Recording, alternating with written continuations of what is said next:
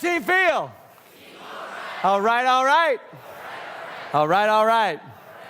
Let's stand together, shall we? Bridge the aisles, take the gaps. Fill in those gaps. Let's take the hand of the person you're next to like you love them. And if you don't, just fake it. Fake it till you make it, right? We've heard that before once or twice.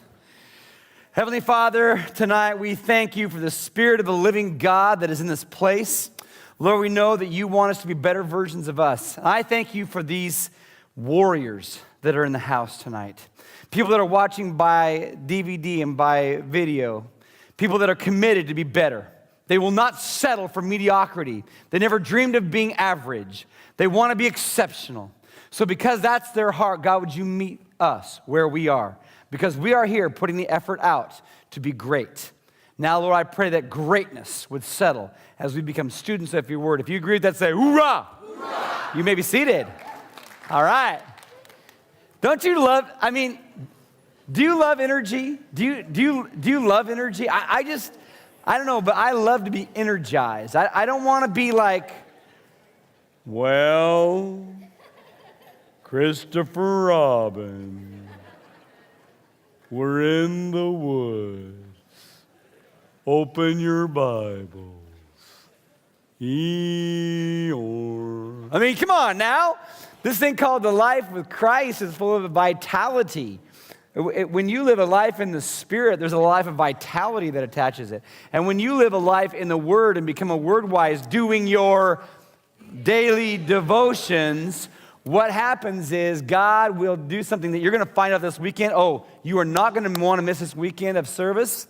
You're going to want to bring a friend. We're going to be talking some very deep Greek this weekend, and it is going to blow your mind. It's going to be amazing. Well, we're on page 50 of our workbook. We're going to be talking about one of my favorite subjects, and that subject is money. Anybody like the subject of money? Anybody afraid of the subject of money? Do you know that there's so many things? There's a great book. Would you write this down in your margin somewhere? I'm not even sure if this book is in print anymore. If you can find it, it'd be a great find for you. But there's a book by a man by the name of Sire, S-I-R-E, and the book is called Scripture Twisting. Scripture Twisting. Because there are people that know just enough Bible to make them dangerous. Do you know those people? They know just enough Bible taken wrongly out of context to make them absolutely dangerous. And this man, Sire, he goes through all of these out-of-context scriptures. And when I was reading this book about 10 years ago, one of the things that I came across was, he got on this page of miscontextualization of scriptures out of context and scriptures that aren't there. Because many of you have heard the phrase, right? Like the good book says, cleanliness is next to godliness, right? You ever heard that phrase? Well, the good book don't even say that. Nowhere in the book does it say that. You've heard the phrase, matter of fact, if you're watching on tape, or if you're watching it here live, finish the sentence for me, and I know that you can do it. Like the good book says, the Lord helps those who help themselves. It doesn't say that. Matter of fact, you know what the good book does say? The good book says the Lord helps those who can't help themselves. Right? So you've heard this other one that Sire quotes. Finish this phrase for me, because you know this one too. The love of money is. Now that is what the good book says. But what the good book does not say is money is the root of all evil. Right? Many people throughout the course of time have said, you know, like the good book says, money is the root of all evil. Well, no, it doesn't say that. The Bible doesn't remotely say that money is the root of all evil. Not remotely. Not even close. Matter of fact, the Bible does have a lot to say about how we manage our money, how we steward our money, how we navigate the ebbs and flows of money, the attitudes that we have when money is in our possession. The good book has a ton to say about money. Gobs and gobs and gobs and oodles and oodles and oodles. Well, what we find in the course of our life is that we sometimes get off track with money. And don't you know that money can either be a blessing or a cursing. There's a great thing that you can Google. I encourage you to Google this thing and maybe jot this in your margin. Top 10 lottery winning disasters. Have you ever checked that out? Have you ever Googled it to see what has happened? The longest a person has not gone into devastation is 26 months after winning millions of dollars. Completely bankrupt, completely broke, completely divorced, completely incarcerated, completely upside down. Money does not solve problems. Money, if not managed, will create problems. Now, conversely, on the other side, if we have a skill set to know how to navigate money, what we will find is that money can be a monumental blessing to us. Are you ready to learn how to do that? Yes. Are you ready? Yes. Are you ready? Yes. Okay. On page 50, here's what we're going to do to start this out. I'm going to read this, and I want you to follow along with me. And then when we get to the fill in the blank, I left some of these blank on page 51, and then you'll just go ahead and fill those in. We'll have those on the screen. Jesus told this story to his disciples. There was a certain rich man who had a manager handling his affairs. One day, a report came that the manager was wasting his employer's money. So the employer called him in and said, "What's this I hear about you, boy?" Paraphrase. "Get your report in order because you're going to be fired." Well, the manager thought to himself, "Now what? My boss has fired me. I don't have the strength to dig ditches, and I am too proud to beg.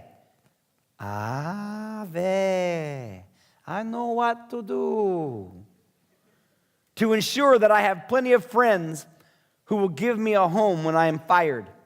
So he invited each person who owed money to his employer to come and discuss the situation. He asked the first one, "How much do you owe him?" The man replied, "I owe him 800 gallons of olive oil." So the manager told him, "Take the bill quickly. Change it to 400. Do you think he was happy? The guy who owed the debt, do you think he was happy? "How much do you owe my employer?" he asked the next man. "I owe him 1,000 bushels of wheat," was the reply. "Here," the manager said, "take the bill and change it to 800. The rich man had to admire, now, mind you, this is Jesus talking. This is Jesus talking. He's putting admiration and dishonesty in the same sentence, and in context, I want you to catch the essence of the appreciation that Jesus has with one word called shrewdity. Shrewdity. The rich man had to admire the dishonest rascal for being so shrewd. And it is true that, and here's what I want you to write in, the children of this world, who are the children of this world? They're all the people that do not have a relationship with God. All the people outside of a relationship with God that know about the omnipotence and the omnipresence and the omniscience of God. All the people that resent God. All the people that are atheistic or agnostic against God. When Jesus says all the people of this world, what he is referring to are all the people that are outside of relationship with God. He says the children of this world are more shrewd in dealing with the world around them than are the children of light. Isn't that interesting? Isn't that interesting? What is Jesus doing? Jesus is indicting. He's bringing a wave of correction to children of light who ought to know better, that are living outside of the godly guardrails of being shrewd stewards of God's blessing. Now, here's the lesson. Here's the lesson. Use your worldly resources to benefit others. Isn't that interesting? Would you, on the margin on the side of your book, I want you to write 2 words. Actually, 3 words. Amass or dispense. Amass or dispense. And then write a question mark. And I want you to ponder these 3 words. Amass or dispense. Many people that live in this world, it is common for the children of this world to live with an amassing mindset, isn't it? We just amass our 401ks. We amass our Roth IRAs. We amass our mutual funds. We amass our Scottrade accounts. We amass our savings accounts. We amass all the real estate. It is common for the people of this world to live with an amassing spirit. And what God is telling us is if you live with that kind of amassing spirit, you will not be able to please the heart of God or humanity with whom you share the rock. Use your worldly resources to benefit others and make friends. Then, when your earthly possessions are gone, they will welcome you to an eternal home. Luke 10:16. Here's the last thing we're going to write down. Luke 10:16. Luke 16:10, sorry. If you are faithful in the little things, you will be faithful in the large ones. And that's all I want you to write down. If you are faithful in the little things, you'll be faithful in the large ones. Underneath that line, there's a phrase I want you to write down. We wrote it down in week 6. I want us to write it down again in week 12. If you do a lot with a little, God will let you do a lot with a lot. If you do a lot with a little, God will let you do a lot with a lot. If you don't do a lot with a little, you don't get to do squat. And that's the phrase we're writing down. If you do a lot with a little, God will let you do a lot with a lot. If you don't do a lot with a little, you don't get to do squat.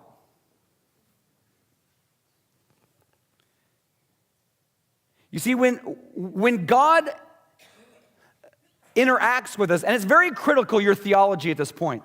When God interacts with us, you have to understand that God does not see recession and depression in economic realities like we do. Because here's a little 411 for you, a little heavy-revy. There is no recession in God's economy. There is no depression in God's economy. There's no foreclosing on pearly streets and pearly gates of gold and golden streets and mansions in heaven. None of those big mansions in heaven are being repossessed by Prudential. There's no one in Citibank that's going after real estate in heaven. There's no shortage with God. And we have to understand, in the book of James, chapter 1, you might want to write this down somewhere. In the book of James, chapter 1, Jesus' brother tells us, every good and perfect gift comes down from the Father of heavenly lights that does not change like shifting shadows. Every good and perfect gift. Everything that we have by way of economic reality, here's another 411. You did nothing for it. Oh, you don't know me. I've worked hard. I've busted my hump since I was 16, and I just worked 3 triples. And everything that you have had to make money has been a gift from God. And every bit of money that you have amassed has all been given to you from God. Not 10% of it, 100% of it. Every single stitch of clothing you own, every single automobile you have ever sat behind the wheel of, every single house you've ever moved into, every decimal point of every penny that you have in your savings account and in your portfolio are all from God. Every single bit of every good gift is all from God. Now, if you disagree at this point, you're going to struggle your whole life long. You will meet barriers and bang your head against a 6-foot ceiling standing on a 4-foot block. You're going to get frustrated and you will never get release and peace in your life unless you understand nothing I have belongs to me. It all belongs to God and I'm just watching His stuff. Do you follow? That's what Jesus is communicating all through the Gospels. It's what the old patriarchs said in the Old Covenant, including Malachi, which we'll read in a minute. Nothing I have belongs to me. It all belongs to God, and I'm just watching His stuff. My wife, not mine, God's. Those kids, not mine, God's. That car in the parking lot, not mine, God's. The boat that's in storage, not mine, God's. The house I live in, not mine, God's. These clothes that I'm wearing, not mine, God's. You get the point. There's a picture of shrewdity and stewardship that if we understand from the foundational principle of how God sees it, and by the way, His opinion is the one that really matters. I don't agree with that. Well, the next time you create an earth and a people group that live on it, make up your own rules. But until that time, we're left with this system. Now, turn the page 52. What I'm going to give you tonight, and by the way, don't you just appreciate our campus satellites that are watching in Silver Creek and Summit and in Downey and in Palm Springs? Don't you love those guys? Can we just give them a little bit of love here from Puyallup? Love you guys. You rock! What I'm going to give you tonight is very simply a template. I don't want to give you a manuscript. I want to give you a template, okay? I don't want to give you particulars. I want to give you principles. Because if you can live with principles, you can adjust them to how your world works with your money. I don't want to tell you, hey, do this just like I do this, because if you do it just like I do this, then you're in like Flynn, bro. You're covered. Sis, you got coin coming out your ears. You're good to go, don't you know? No. I don't want you to just do it like I do it. I want you to get the fundamentals of why. And so what I'm going to give you is a template of how I manage the funds here at the church. Okay? Would that be kind of a fun little exercise? I'm going to walk you through the realities of how I manage the resources that God brings here, and they're all going to be laden and layered and stacked upon principles of godly stewardship. Okay? Sound engaging? Sound enticing? Here we go. Let's start under strategies. In order to be a great steward in the fiduciary fiscal reality, you need to set priorities. Do you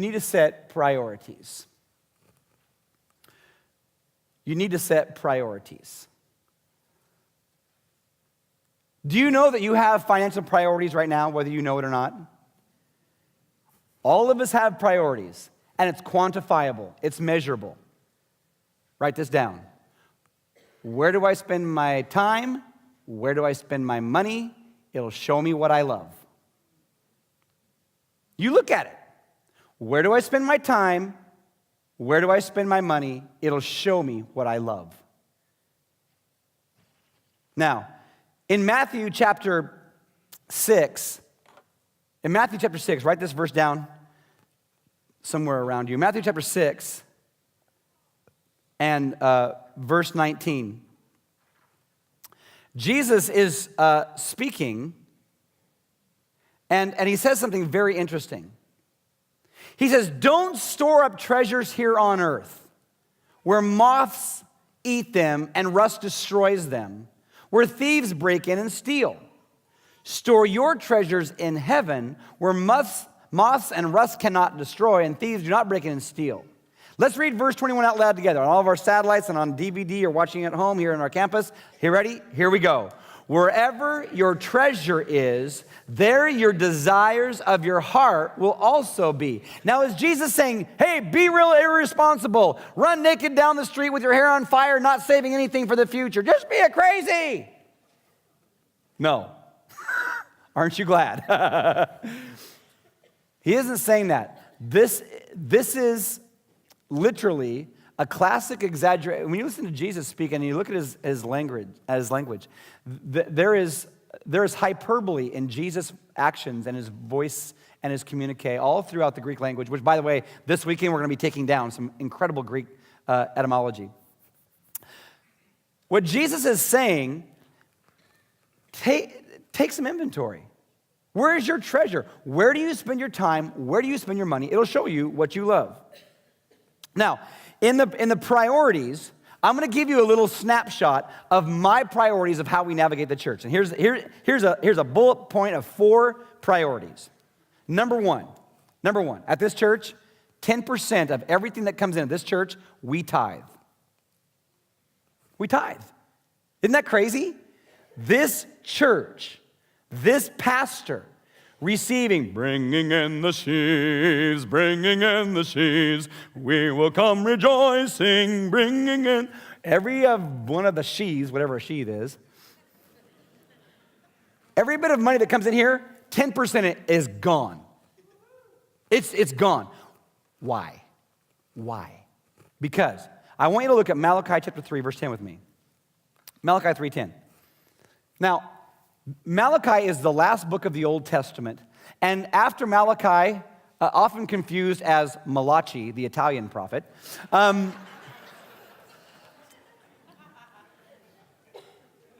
nation of Israel has drifted into rebellion, and here's the first thing that God goes after. He says, bring all, everyone say all, the tithes into the storehouse. What is he talking about? The full 10%. Well, I'm going to take my 10% and I'm going to spread a little bit here to youth with a mission, and I'm going to spend 3% over here to Young Life, and I'm going to take 2.2% and I'm going to give it to, Christian Children's Fund, and whatever's left over, I'm bringing it to the house of God, and that's my tithe. No, it's not. There's a definitive distinction between tithes and offerings. The tithe, the first 10% of what you bring home, it's all God's. Matter of fact, 100% of everything that we own, it's all God's. Do you get the principle? 100% of everything we own is all God's. Nothing I have belongs to me. It all belongs to him. I'm just watching his stuff. So if that's true, if that principle is true, then God says, bring all the tithes into the storehouse so that there be enough food in my temple. Now watch this. If you do this, says the Lord of heaven's armies, I will throw open the windows of heaven for you. I will pour out a blessing so great, you won't have enough room to take it in. Put me to the test. Now, I don't know about you, but when God is saying, I double dog dare you, I'm down. So, here's my naivete in my personal finances. I've just always done it. I've never not tithed. Why? Because I believe, if you read the verses before, verses 8, 9, and 10, in Malachi, which you should read, by the way, he says, the whole nation of you is under a curse. Why are we in a curse? Because you've been robbing me, and I'm ticked. And I'm cursing you. Why do I tithe? Because I believe I can do more with 90% that is blessed than 100% that is cursed. If you have God working against you, buckle up. You better have a good mouthpiece and a chin strap, because you're going to go for a little slobber knocker.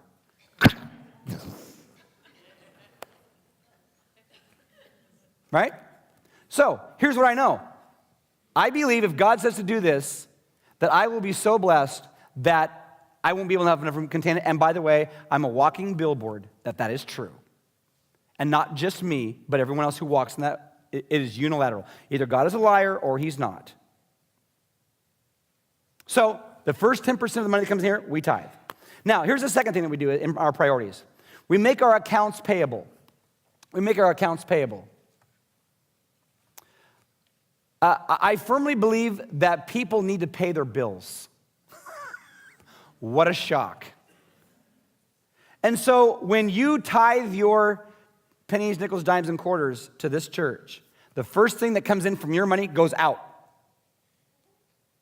The very next money that comes in, it gets used to pay the bills of this church, which we're going to look at. I'm going to show you the whole kit and caboodle.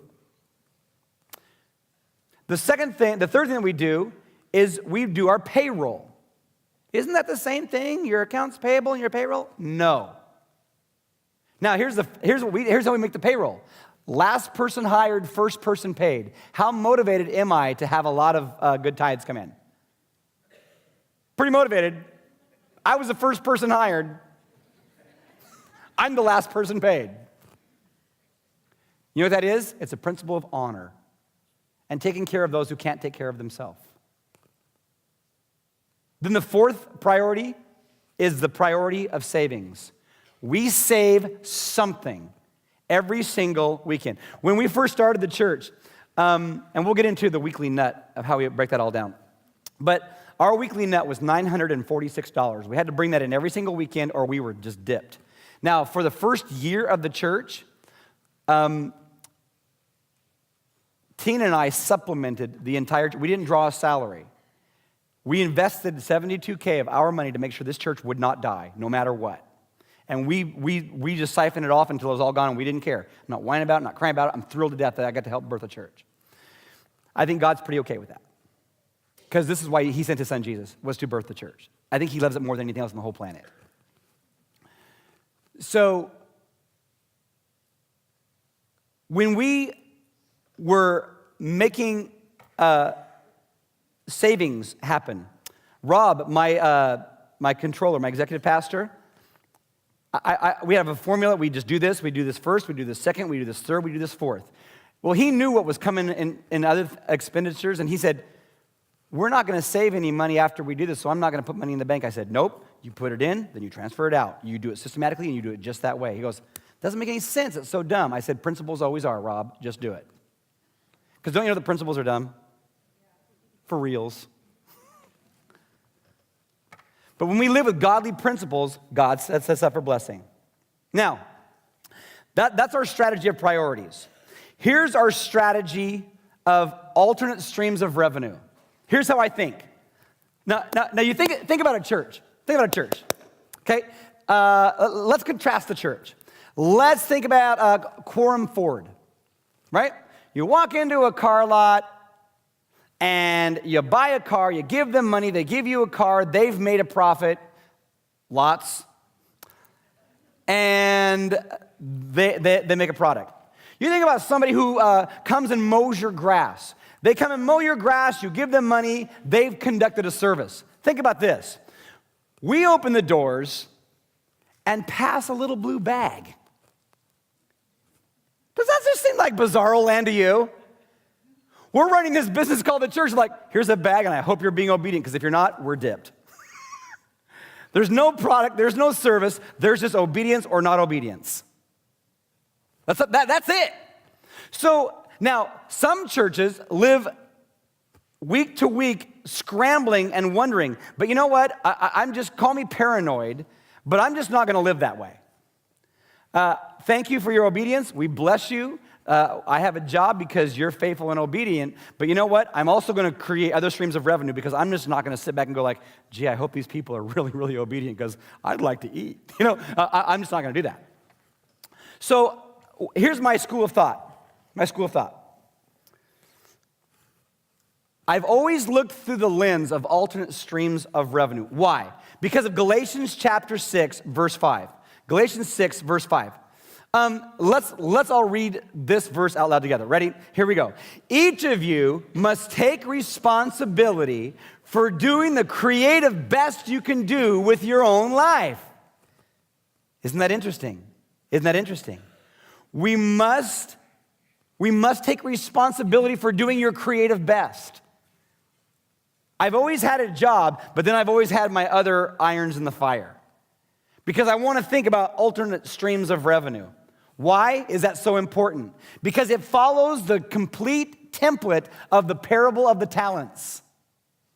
When Jesus talks about the parable of the talents, he's talking about what did you do with what I gave you in the marketplace. And the guy that had 5 talents went and doubled it. The guy that had 2 went and doubled it. The guy that had 1, what did he do? He buried it in the ground. Well, shoot fire out here in Arkansas, that's all we know what to do. We just put in coffee jars and bury it in the backyard. Sorry, Arkansas, love you, but you know, you're an easy target.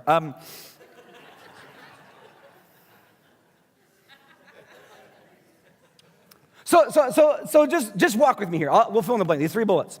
A school I was always thinking about, okay, we'll start a church, but then we'll start a daycare and a nursery. So we'll have the weekend bag passing thing that happens. That's kind of kooky. And then we'll have, a school that pays us money to occupy our space, and we'll do a ministry and create a stream of revenue.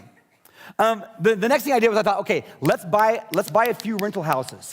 However we have to do it, let's just clip coupons and save bubblegum wrappers and go buy some single-family dwellings. That's SFD. Single-family dwelling rentals. So you know that we have houses that we rent to people that pay us money that we've now paid off, and we're creating a stream of revenue from property rentals. Community facility usage, weddings, funerals. We have an antenna on our building that we pay lease to. Somebody pays us money to put an antenna on our roof.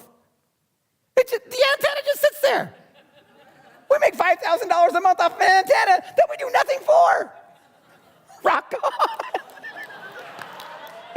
How many orphans and widows can we help with that 5G? And it's allocated for that, to help people. That rocks, I'm sorry. When I get to the percentages here in a little bit, it's going to blow your mind. Because I'm going to give you the national averages of how churches typically navigate their fiduciary responsibilities and why churches are closing to the tune of 25,000 churches a year. You're going to love some of the stats tonight. All right. We have a community park and ride. We have an idea of people parking cars here and commuting to work, sharing the space with commuters that the train is down the street. This church has, and this is just a couple. Now, you might think, well, how does that apply to me personally? It doesn't. You might not do a park and ride in your yard. Your covenant and your neighbors might restrict that. But what I want you to start thinking about is, okay, what can I do with things that I don't have to do anything about that can generate streams of revenue that aren't going to tax me remotely? And they exist. Don't you kid yourself. They exist.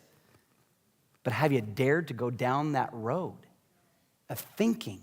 What about alternate streams of revenue? Not something you give your whole heart to and work yourself 80 hours a week. I'm not talking about that. I'm talking about antennas on the roof that we don't do anything for.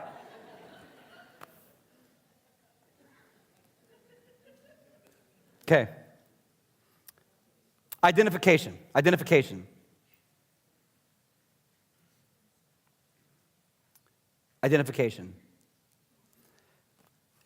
This is called the weekly nut. Now, at this church, here's what I know. We must bring in $52,800 a week, otherwise we're in trouble. We would be if we didn't have good reserves, which we do, so we wouldn't really be in trouble. But just say, for instance, we didn't have reserves and we were living week to week, like every other church in America. 376,000 evangelical churches in America. 376,000 evangelical churches in America, right? 1% of them have more than 3 months reserves. 1% have more than 3 months reserves. 1% of 376,000 have more than 3 months reserves. I hope the economy doesn't take a downturn. Oopsie. It did.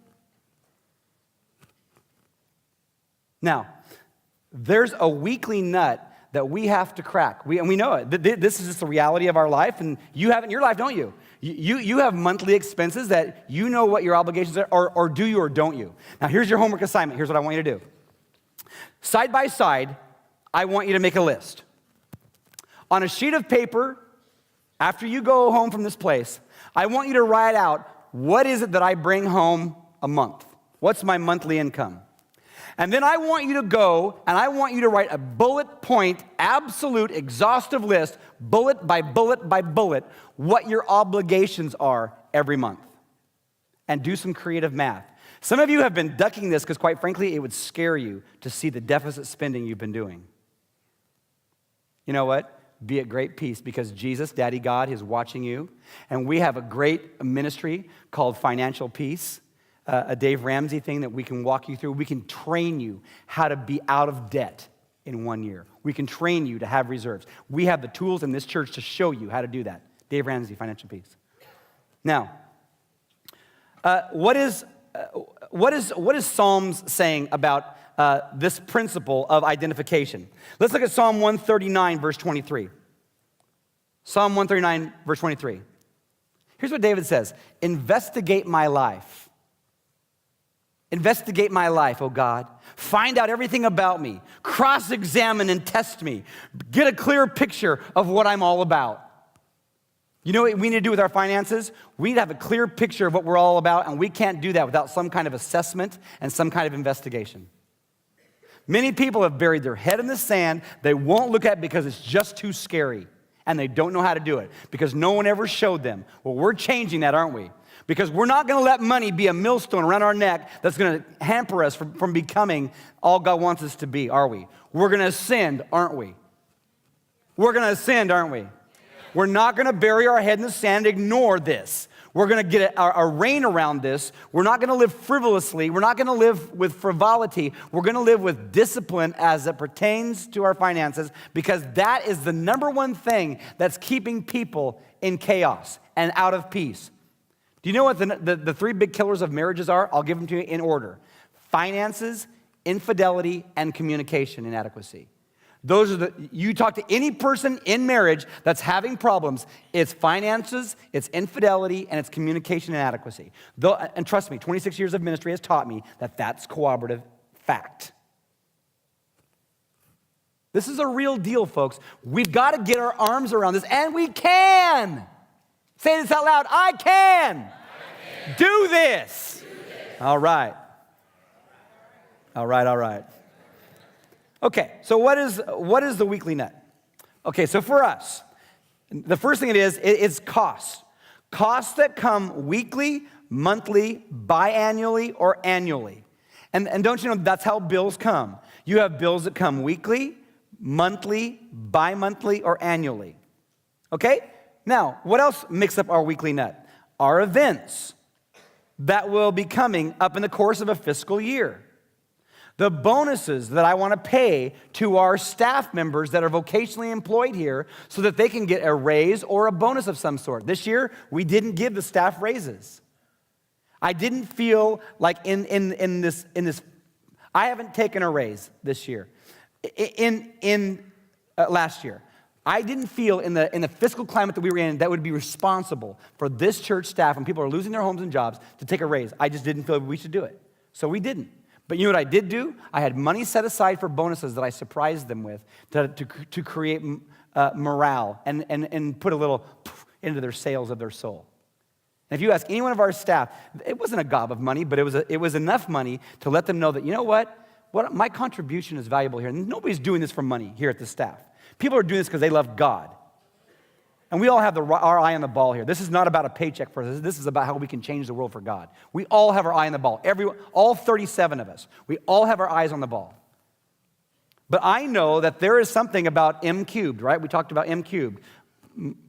Morale, momentum, money. And that flywheel starts and you get that thing moving. And then, do you know that there are companies that are making money in this economy?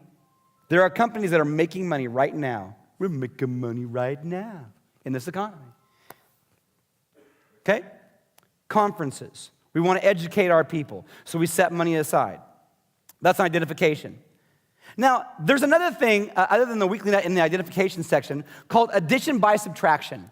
Whenever I look at our books, and by the way, I audit our books. And by the way, I've had an IRS auditing company go through our books with a fine-tooth comb so that we are 1 gazillion% compliant in every aspect of finances, so that if the IRS comes and audits this church, they will give us 4 gold stars, 2 enthusiastic thumbs up. Because I am all about, hey, if you haven't written this down before, write this down now. Inspect what you expect. Inspect what you expect. If you're not inspecting what you expect, you're going to get a surprise in the bottom of your Cracker Jack box. And you might just not like it too much. Okay, what is addition by subtraction? What is addition by subtraction?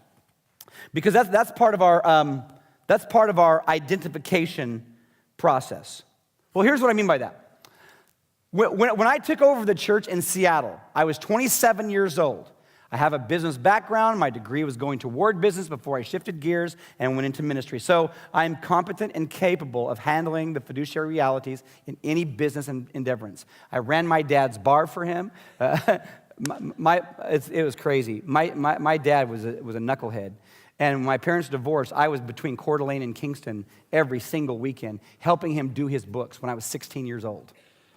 It was nuts. It was absolutely bizarro land. But I learned how to do accounts payable. I learned how to do payroll. I learned how to calculate taxes. These are things that every business owner does. And so if we didn't want to go to jail, we needed to do those things. So I helped him because he couldn't do it. He never graduated high school. So it was me or he was going to be done. Sunset Tavern. Remember that, Dave?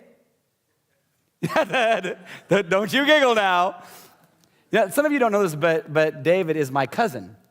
And he's the Marine that protected me when we moved into Kingston. So, we both have the same hairline now. Isn't that interesting?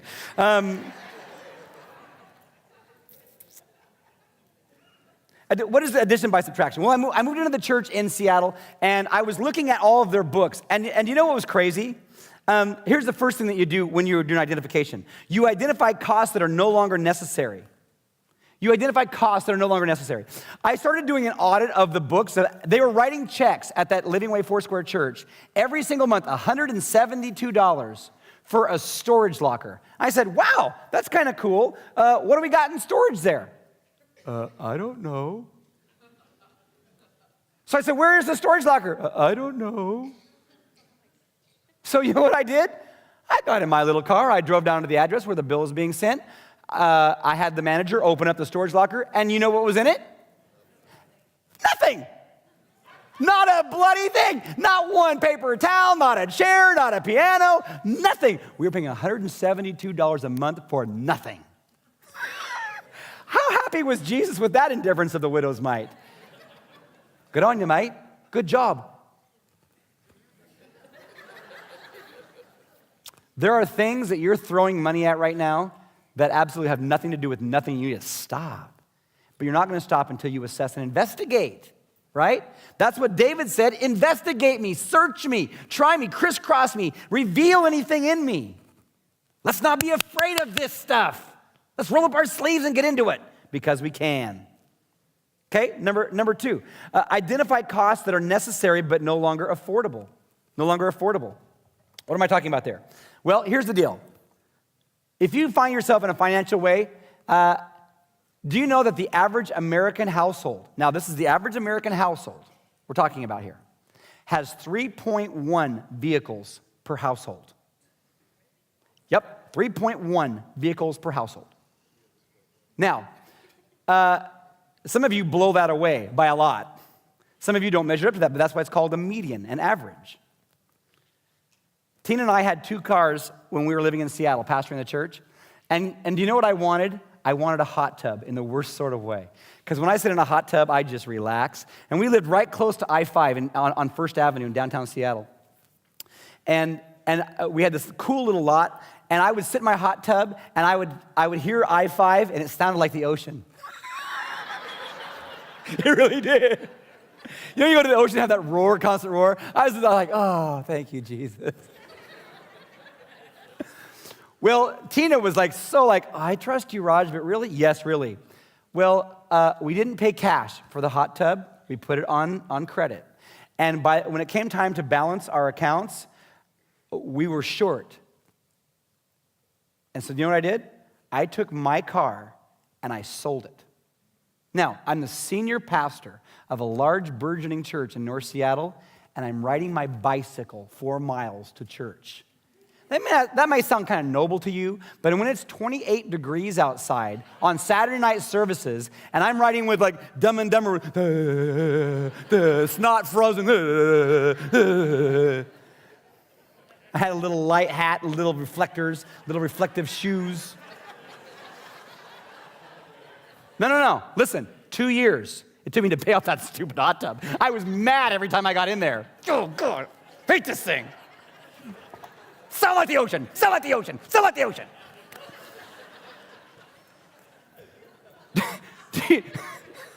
Do you know what you have to do? You have to identify the things that are necessary but not affordable, because you can't afford it all. Listen, have the discipline to say, I can't afford that, and make sacrifice and get yourself right. Number 3, identify costs where money can be saved. This is a cool little exercise. I'm going to give you an exercise that you're going to absolutely fall in love with. Do you know every year at the beginning of the year, I make phone calls. I pick up the phone for one day that saves me $200 a month in my monthly expenses. 2.5 hours of phone calls save me $200. Are you ready for this? Okay. Yeah, please, I'm taking notes. This must be Jesus. You need to identify costs where money can be saved. Identify costs where money can be saved. Here's what I do. I go right down the list. I call my cable company. Would you please give me information on how much my cable package is? I'm paying what? Oh, I'm going dish. You guys are dipped. I'm out of here. Oh no, Mr. Archer, you've been a valued customer. How about if we give you our new promotional package and cut your rate in half? Well, okay.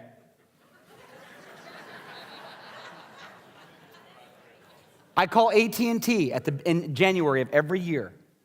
Do you have any new promotional packages? Because I'm thinking about switching to Sprint. Yes, Mr. Archer, we have some available motivational packages to make you a happy customer because we want you to be our customer, blah, blah, blah. I call my insurance carriers. I call my home, my car, and my life insurance. And I get reduced rates for every year. For 20 years, I have reduced my rates. Every year for 20 years, I have reduced my rates.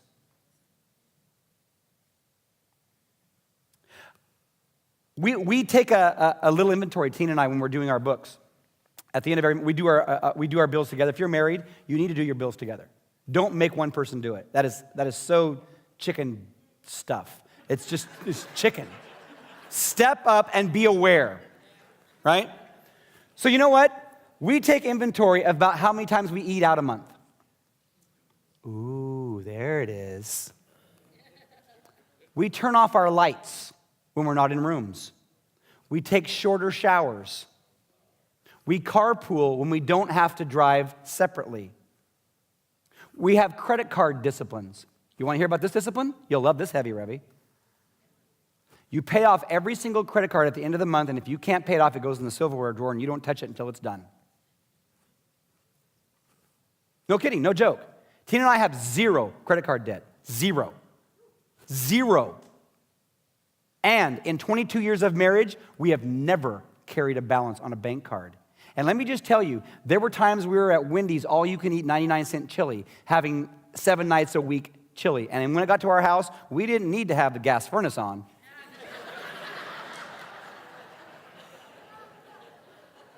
But let me just tell you, I have never, ever carried a balance on a credit card. Why? Because it will kill you. It will stress you. It will strain you. That compounding revolving debt will take your life and joy, and you will be a slave to that MasterCard, Visa, Amex. You will be a slave to it. And you'd want to tithe, but well, if I tithe, I'm going to jail because no, MasterCard's going to. You know what? Fine. Come take me to jail, but I ain't never tithing. Pay him off. Or put them in a deal. Here's a good one. Snack before you go grocery shopping. Grab a muffin, for real. Grab a Snickers. It's so satisfying. Have a snack before you go grocery shopping. Here's another one. When you go to the grocery store, go with a list and only buy what's on the list. Doritos call to you. They really do. Listen, all that money that's spent in advertising and marketing ain't for nothing, and they're really good at it. And those products have voices. Disciplines. Let's get to the disciplines. Okay? Disciplines. Now, at this church, here are the disciplines that we walk in at navigating the finances of Puyallup Foursquare. Rule of thumb. 3 months of operational cost in savings.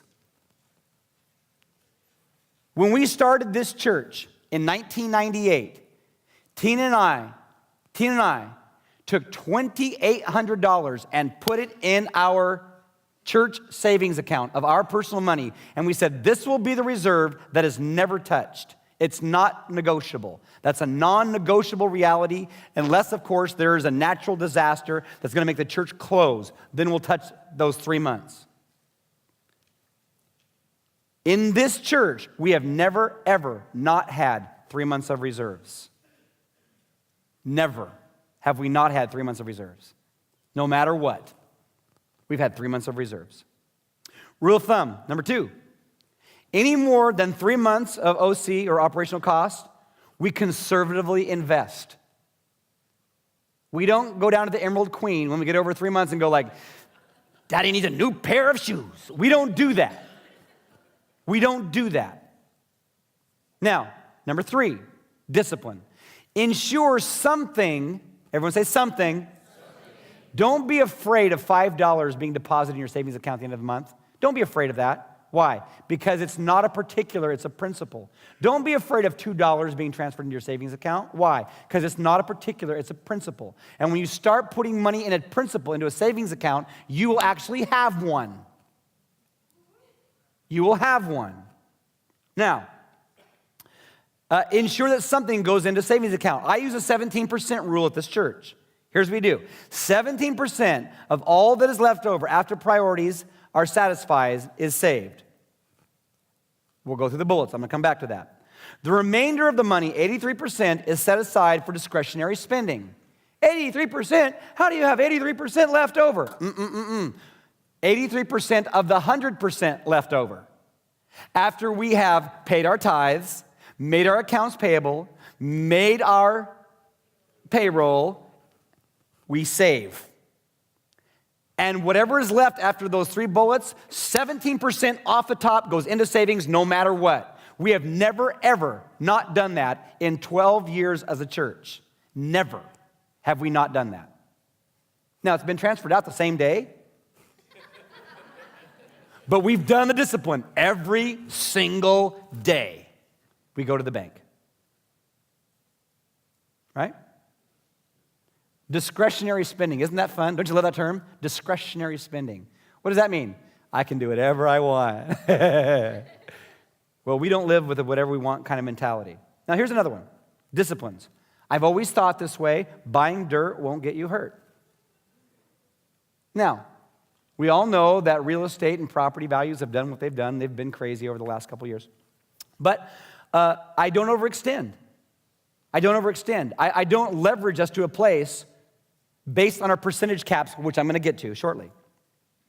Okay, what's another discipline? A certificate of deposit, that's not liquid, or a money market account, which is liquid. By the way, we have both of those. Should be established for the above 3 months reserves. Why?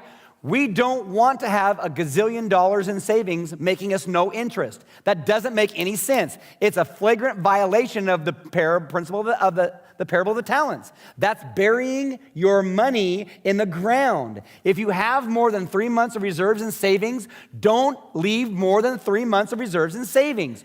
Go get a certificate of deposit at minimum or a money market account. The difference between the two, one of them you have to leave for 24 months. One of them you can take money out of. It's the difference between liquid or not liquid. The certificate of deposit, not liquid.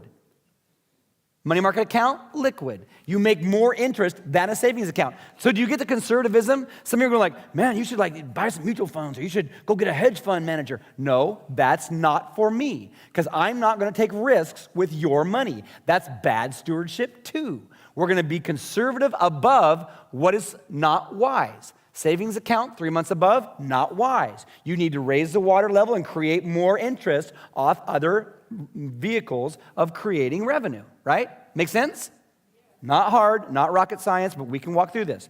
Now, here's the next one. An E-Trade account or a Scottrade account or some kind of electronic. I choose not to go with a brokerage house because they're taking a cut. I don't want somebody taking a cut. I can go buy mutual funds myself. I've explained to my 16-year-old son how stocks work. My 16-year-old son understands how stocks work. You can go to an E-Trade or a Scottrade or some kind of electronic account and find a good mutual fund that has good conservative values. You can do the research online and you can put money into one of those accounts.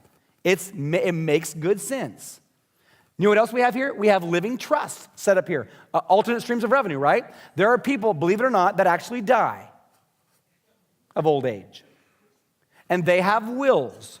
And they want to give money to their local church. That's how they want to carve up some of their investments. So we have living trusts set aside at this church that when people want to allocate some of their will to this place, they can. So that stewardship is going to way outlive me when I go by the way of the dodo when I'm done with this place at age 63.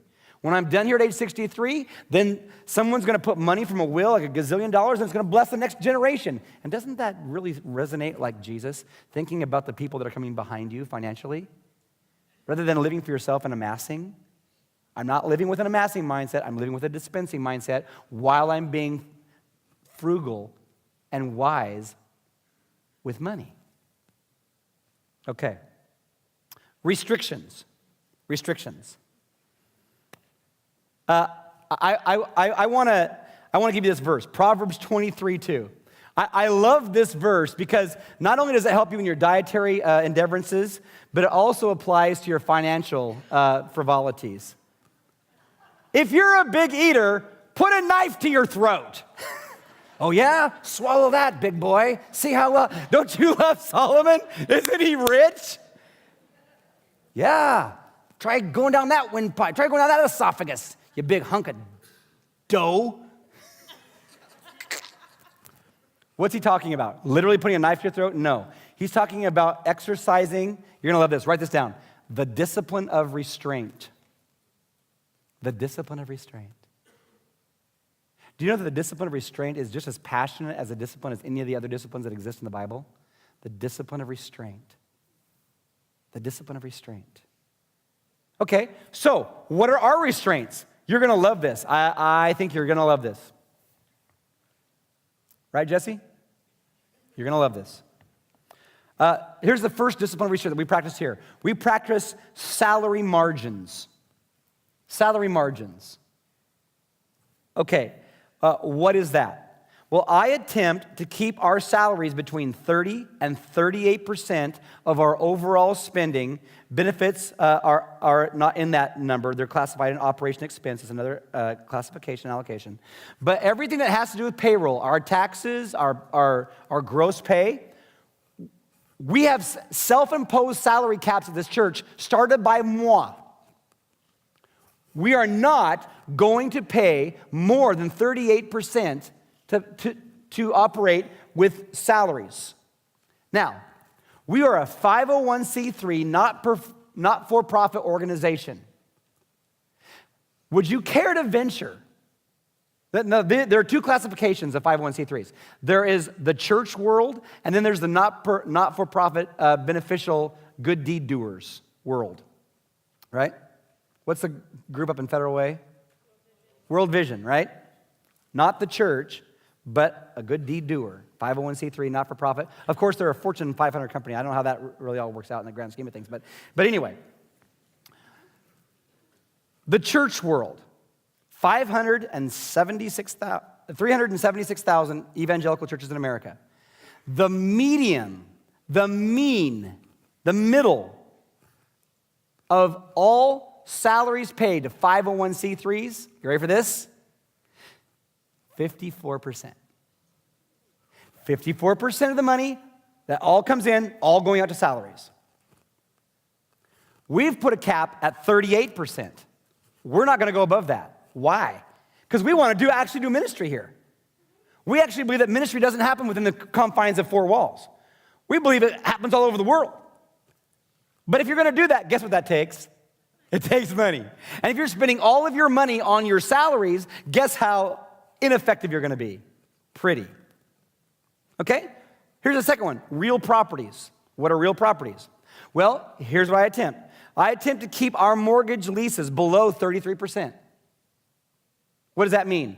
I am not going to leverage our church. I'm not going to leverage our church into a place where we're spending all of our money just keeping a building going.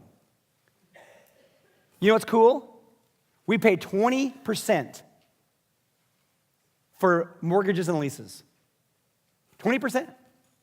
We pay 20% for mortgages and leases. How can we do that? Alternate streams of revenue flow. Are you catching this with me?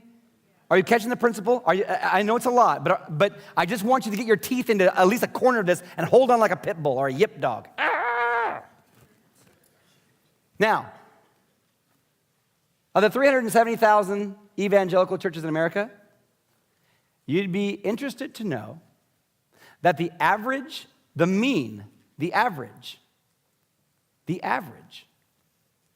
mortgages in America are 45%. Now, do this with me. If you're 54% for payroll and 45% for mortgages, hey, how about if we have a hot dog feed? Love to, but we can't buy them. How about if we go have an evangelistic crusade out in the fairgrounds? Love to, we have no margin. Right? Now, by the way, I apply all of these principles to my own personal finances as well, except they're expanded. Okay, turn to page 54. Remember I was talking about the weekly net? Okay, on page 50, open your book if you would to 54 and 55 and look at both of those together. I know that because you don't have to write on any of these pages. I want you just to simply see this. I want you to see this.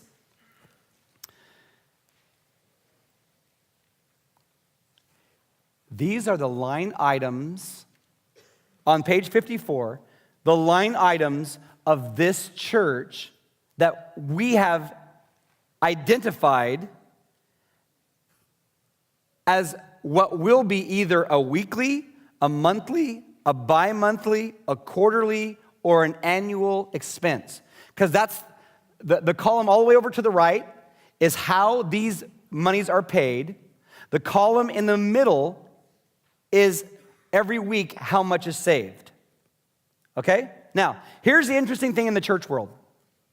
In the church world, you have 4 5-week months a year. So all the staff know exactly when those days are in the year, and they have them circled, and they're happy for them. Why? Because we're paid every week. I pay our staff every week.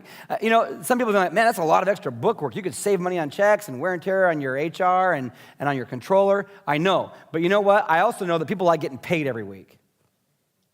And so I pay, if you take a straw poll, would you like to be paid every week, twice a week, or once a month, or just by your sales commissions once a quarter? What would you pick? I would pick every day. Pay me every day. Give me something every day. Some of you don't have the discipline. You would spend it and you couldn't make your mortgage at the end of the month. That's why you like it twice a month, right? Okay, but that's going to change. Because you're going to have the disciplines. You're going to have the disciplines. I want you just to peruse this list on the left-hand side of the column.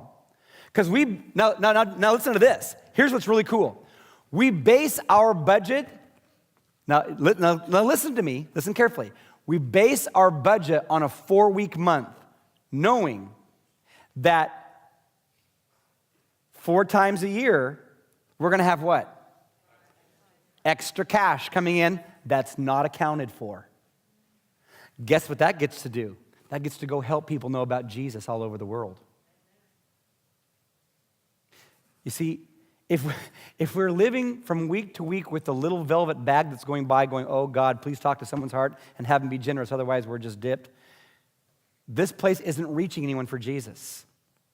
If I'm living my personal finances that way, without principles of stewardship and discipline, if I'm not living with the parable of the talents, if I'm living like the one person that buries their money in the dirt and does nothing with it, you know what? This is not remotely about the amounts. Can you catch that with me? This is not remotely about the amounts. Matter of fact, Jesus did a sermon on the amount. Kidding. Jesus, that just kind of came to me. Jesus never did a sermon on the amounts. He did a sermon on the principles. On the principles, right? Now, it's kind of cool, because right now in reserves, with all of our Scott trade, with all of our mutual funds, with all of, not mutual funds, with all of our certificate of deposits, with all of our money market accounts, with our little bit of savings. And by the way, we keep about $30 in the checkbook. That's completely bizarro land. Why anybody has more than just like bubblegum money in their checkbook, because that doesn't do anything but collect dust and rust and moths. But we have $2.8 million in reserves. That may sound like a lot, but when our monthly nut is $209,000 a month, and if you had a cataclysmic event that happens, those 3 months, 2, 4, 6, can go pretty quickly. Now, I'm not concerned because this whole thing can burn down across the globe, and I am not going to panic or freak out. Why? Because I have set and leveraged my heart that we can do anything with minimal, because we can do more with 90% that is blessed, above 100% that is cursed. Now, by the way, we don't just give 10%, we give 20%. Another 10% goes to just help people all year long. Another 10% goes to help people fixing cars, paying light bills, feeding the hungry, clothing the naked, helping people that can't help themselves. Guess how many times we've ever not been able to meet our needs? Never. We're living on 80% of what gets put in the bag. And we've never been without. I'm here to tell you, if you live with godly principles and steward what little you have, if you do a lot with a little, you will get to do a lot with a lot. Because God's going to look down and goes, hey, Moses, check out this dude. We can trust him. Hey, Joshua, check out that girl. We can trust her. Let's just dump it on her. Come on, let's just rock her world. We're gonna rock your world. Gah! Take that. Right? Malachi 4:10. Either he's a liar or he's not. And if he's a liar, we have bigger fish to fry. Because this is all a joke. And we ought not come here. Let's just go to the Kiwanis Club and go bowling, or smoke weed or get high or get drunk. Because if this is all a joke, let's just go be really, really stupid, because I'm just gonna be frivolous. But if this is real, and this is true, and this book really means what it says, and if we really live by it, you know what's going to happen? Our quality of life will go through the roof. You know what? I don't even care. I don't care if I have stuff. Do you know why? Because it doesn't drive me. It doesn't drive me. Well, easy for you to say. You live in a house, and you have cars, and you have money in the bank. Yeah, but it hasn't always been that way. And when it wasn't that way, I don't think any differently than I did then as I do now. I didn't think any differently, because it doesn't drive me. Money does not drive me, and it shouldn't drive you.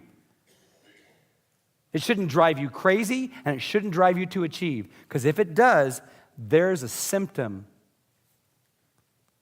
that has an issue that needs to be surrendered to Jesus.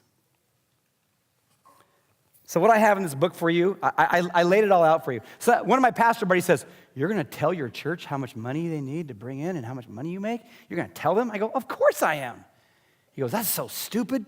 Man, people are they're going to get opinions, and you know how sheep can be. They can do dumb. I go, you know what? If you want to live in the darkness and you're ashamed of something, you probably got something to hide.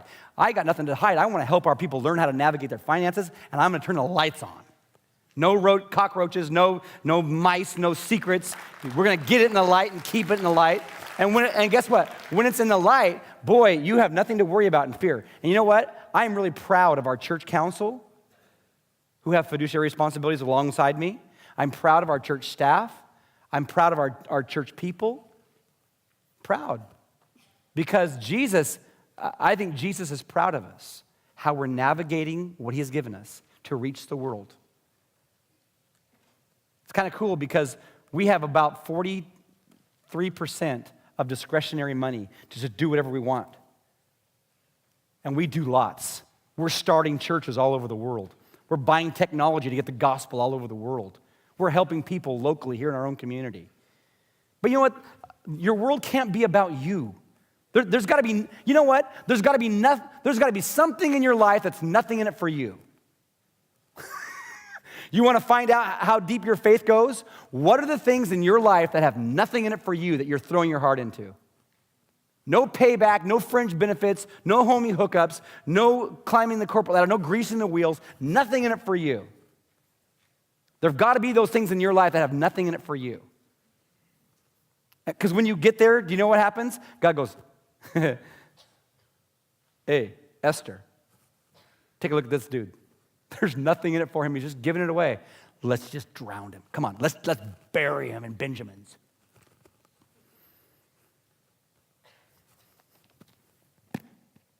Understand? If we take care of the principles, God takes care of the particulars. If we are immersed in the particulars, we'll never see light of day of the principles. And you can do this. I want you to get your appetite whet for what God can possibly do through you. You ready?